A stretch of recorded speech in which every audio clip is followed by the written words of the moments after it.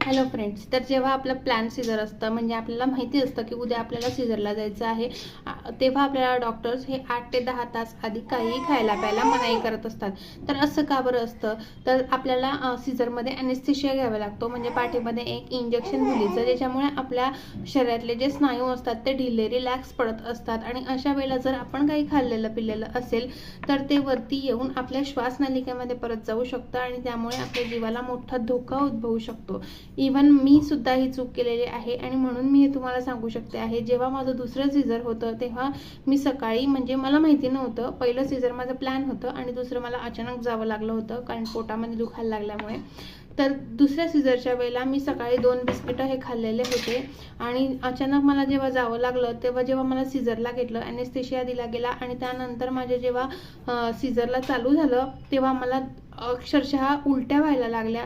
आणि तेव्हा मात्र मला हे कळलं की अरे, आपण काही खायला प्यायला नव्हतं पाहिजे. तर ही चूक तुम्ही करू नका.